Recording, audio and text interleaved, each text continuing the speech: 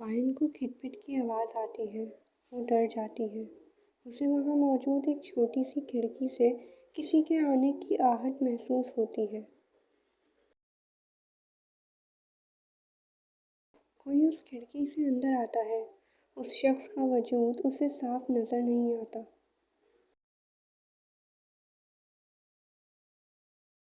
वायन कोई शोर मचाए उससे पहले ही उसे उस शख्स का चेहरा हल्का हल्का दिखने लगा और वहाँ उसकी सांस थमने लगी।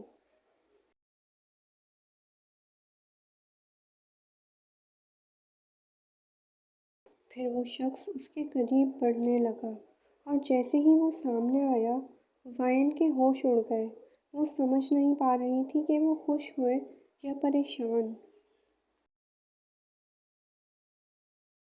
क्योंकि वो कोई और नहीं था, टेहंग था, उसका टेहंग। वो तेज़ रफ्तार से वायन के पास आया और उसके हाथ खोले।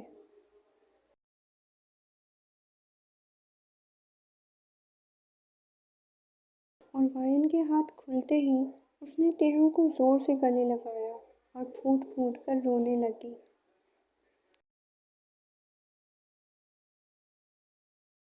बस मेरी जान, बस रो नहीं।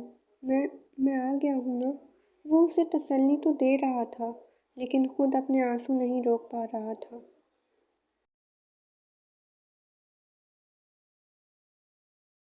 वो इस वक्त उसे अपनी बाहों में समेटे किस कदर सुकून महसूस कर रहा था, ये सिर्फ उसी का दिल जानता था।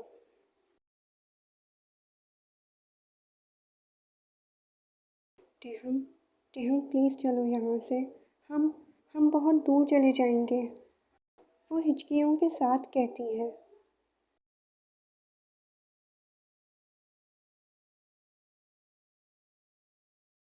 हाँ मेरी जान, टेहंग उसका माथा चूमता है। मैं तुम्हें यहाँ से बहुत दूर ले जाऊँगा। वो हम तक कभी नहीं पहुँच सकेगा।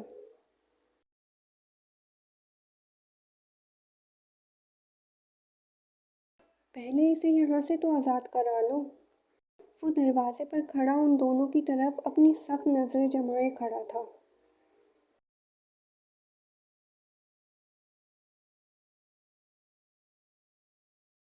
उसे देखते ही टेहंग की आंखें गुस्से से लाल हो गईं।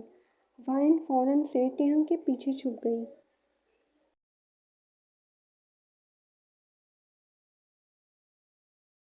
तुम्हें क्या लगता है, तुम मेरी होने वाली बीवी को इतनी आसानी से ले जाओगे और मैं कुछ नहीं करूँगा? वो अपने कदम उनकी तरफ बढ़ाता है।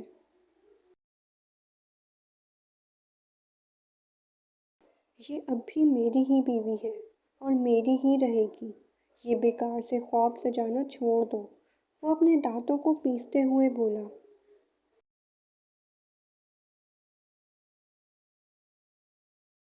तुम फिक्र मत करो, तुम्हारे मरने के बाद मैं ही इसका ख्याल रखूँगा और बहुत अच्छे से रखूँगा।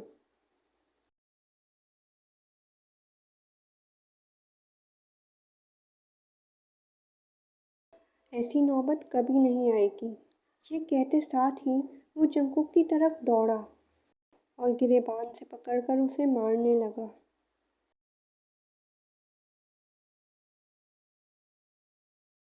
उन दोनों के दरमियान लड़ाई शुरू हो जाती है। कभी जंकुक टेहंग पर तो कभी टेहंग जंकुक पर हावी हो रहा था।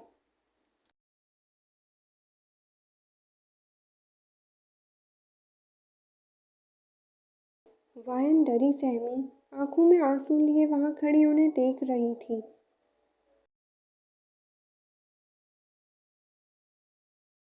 और देखते ही देखते जंकुक अपनी जेब से बंदूक निकालता है और सीधे टेहंग के सीने पर निशाना बनाकर चला देता है।